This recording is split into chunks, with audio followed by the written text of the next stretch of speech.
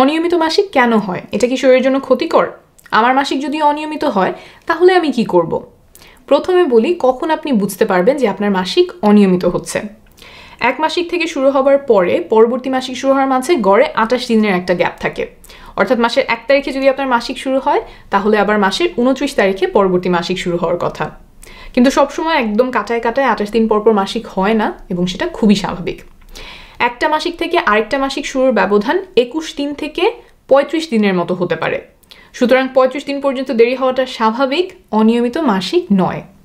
আমাদের এক একজনের শরীর এক এক রকম, আবার নিজের শরীর এক এক সময় এক এক রকম থাকতে পারে। যেমন স্ট্রেসের মধ্যে দিয়ে যেতে পারে, কোনো অসুস্থতা হতে পারে, ওজন খানিকটা বেশি কম হতে পারে। তাই সবার সবসময় মাসিক 28 দিন পর হয় না, কয়েকদিন আগে পরে হতেই পারে এবং সেটা স্বাভাবিক। তবে যদি এক মাসিক থেকে আরেক মাসিক শুরু হওয়ার এই মাঝের সময়টা এর থেকেও বেশি হয় বা এর থেকেও কম হয়, অর্থাৎ 21 দিনের আগেই আবার দ্বিতীয় মাসিক হয়ে যায় বা 35 দিনেরও বেশি সময় পরে গিয়ে দ্বিতীয় মাসিক হয়, তাহলে সেইটা হবে অনিয়মিত মাসিক। এখন আপনি প্রশ্ন করতে পারেন যে কেন মাসিক অনিয়মিত হয়? অনেকগুলো কারণে হতে পারে। আমরা যখন কোনো কারণে স্ট্রেস বা মানসিক চাপের মধ্যে থাকি তখন মাসিক অনিয়মিত হতে পারে। ওজন যদি অনেক বেড়ে যায় বা অনেক কমে যায় তখন মাসিক অনিয়মিত হয়ে যেতে পারে। অনেক বেশি ব্যায়াম করলেও এমনটা হতে পারে। তারপর নির্দিষ্ট কিছু জন্ম নিয়ন্ত্রণ পদ্ধতি আছে, যেমন মিনি পিল, জন্ম নিয়ন্ত্রক ইনজেকশন, এগুলো ব্যবহার করলে পার্শ্ব প্রতিক্রিয়া হিসেবে মাসিক অনিয়মিত হতে পারে। আবার বয়ঃসন্ধিকালে মেয়েদের যখন প্রথমবারের মতো মাসিক শুরু হয় সেই সময়টাতে মাসিক অনিয়মিত হতে পারে। মেনোপজ বা মাসিক একেবারে বন্ধ হয়ে যাওয়ার আগের সময়টাতেও মাসিক অনিয়মিত হতে পারে। মেনোপজ সাধারণত 45 বছর বয়সের পরে দেখা যায়। আর গর্ভধারণ করলে যে মাসিক বন্ধ থাকে সেটা আপনারা সবাই জানেন। অর্থাৎ অনেকগুলো কারণে মাসিক অনিয়মিত হতে পারে। অনিয়মিত হওয়া মানেই যে শরীরে কোনো রোগ হয়েছে, খুব দুশ্চিন্তার কিছু হচ্ছে, এমনটা না। তবে কখনো কখনো কিছু রোগের কারণে মাসিক অনিয়মিত হতে পারে, যেমন থাইরয়েডের সমস্যা, পলিসিস্টিক ওভারি সিনড্রোম বা পিসিওএস রোগের কারণে এমনটা হতে পারে। তাই আপনার যদি মাসিক অনিয়মিত হয় তাহলে অবশ্যই একজন গাইনি ডাক্তার দেখাবেন। কোনো রোগের কারণে আপনার এমন হচ্ছে কিনা সেটা তিনি খতিয়ে দেখতে পারবেন।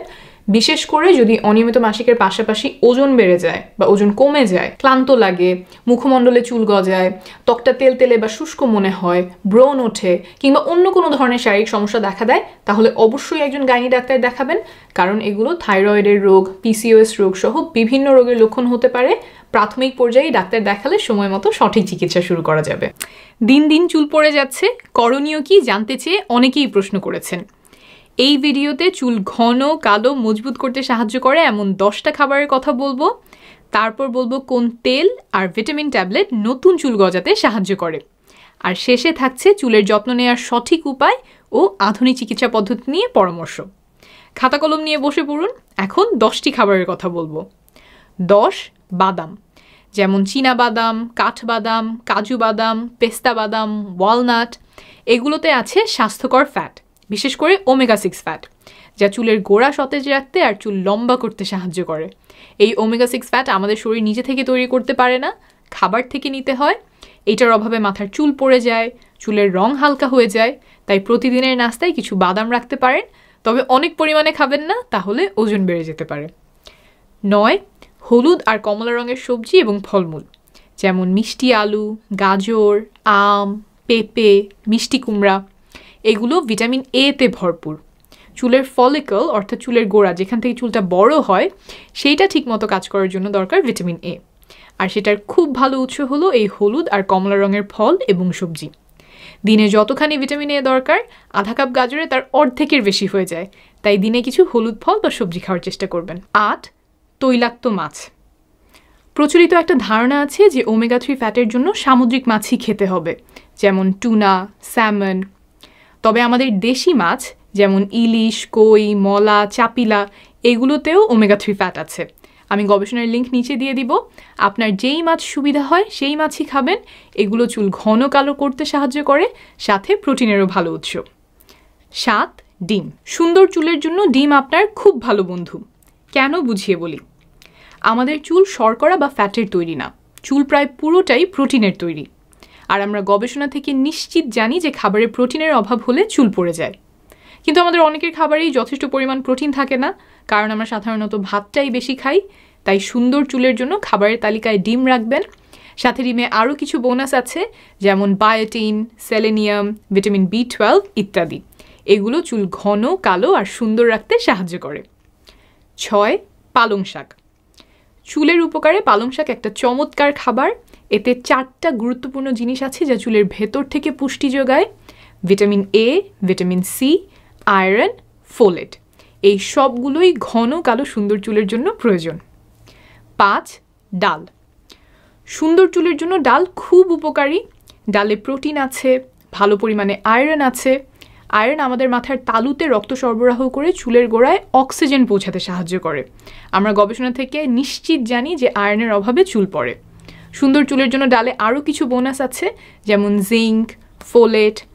খুব পাতলা ডাল না খেয়ে ঘন করে রান্না ডাল খেলে এই পুষ্টি উপাদানগুলো বেশি করে পাবেন। 4. বিভিন্ন ধরনের বীজ, যেমন চিয়া সিডস, মিষ্টি কুমড়ার বিচি, সূর্যমুখীর বিচি, তিসির বীজ। এইগুলোতে সুন্দর চুলের জন্য অনেকগুলো চমৎকার উপাদান আছে। যেমন চিয়া সিডসে আছে প্রচুর পরিমাণে আলফা লিনোলেনিক অ্যাসিড, এক প্রকারের ওমেগা 3 ফ্যাট। মিষ্টি কুমড়ার বিচিতে আছে জিঙ্ক, সূর্যমুখীর বিচিতে আছে বায়োটিন, তিসির বীজে আছে সেলেনিয়াম। গবেষণায় চুল পড়ার সাথে এগুলোর অভাবের সম্পর্ক পাওয়া গেছে। সিডস কিভাবে খেতে পারেন? ভাত খাওয়ার সময় তরকারির উপরে একটু বীজ ছিটিয়ে দিতে পারেন। রাতে টক দই অল্প দুধের সাথে চিয়া সিডস মাখিয়ে ফ্রিজে রেখে দিতে পারেন। সকালে কিছু ফলের সাথে খেয়ে নিলেন। 3. ছোলা। ছোলায় চুলের জন্য 3টা গুরুত্বপূর্ণ উপাদান আছে: আয়রন, জিঙ্ক এবং প্রোটিন। এই 3টার যে কোনোটার অভাবে চুল পড়তে পারে, তাই চুল সুন্দর করতে মাঝে মাঝেই খাবারে ছোলা রাখতে পারেন। 2. টক দই। এটা প্রোটিনের আরেকটা উৎস। সাথে চুলের জন্য উপকারী আরও কিছু উপাদান আছে, যেমন জিঙ্ক। প্রোটিনের জন্য মুরগির মাংসও ভালো খাবার। 1. টক ফল, যেমন কমলা, মালটা, লেবু, কিউই ফল। এগুলোতে প্রচুর পরিমাণে ভিটামিন সি আছে। সুন্দর চুলের জন্য ভিটামিন সি খুব গুরুত্বপূর্ণ। ভিটামিন সি এর অভাবে চুল এমন বেঁকিয়ে পেঁচিয়ে যায়, মেডিকেলের ভাষায় এটাকে বলে কর্কস্ক্রু হেয়ার। আবার ভিটামিন সি এর অভাব হলে শরীর আয়রন শোষণ করতে পারে না, ফলে চুল পড়ে যায়। শরীর নিজে থেকে ভিটামিন সি বানাতে পারে না, তবে টক জাতীয় ফল খেলে সহজেই সেখান থেকে ভিটামিন সি নিয়ে নিতে পারে। যেমন একটা কমলা থেকেই দিনের প্রায় 80% চাহিদা পূরণ হয়ে যায়। যারা টক একটু কম খেতে পারেন তাদের জন্য টমেটো, পেয়ারা, এই ফলগুলো ভিটামিন সি এর ভালো উৎস হতে পারে। এই 10 প্রকারের খাবার ভেতর থেকে চুলে পুষ্টি দিবে। এখন বলবো বাইরে থেকে পুষ্টি দেওয়ার জন্য কি ব্যবহার করতে পারেন। পামকিন সিড অয়েল বা কদুর তেল।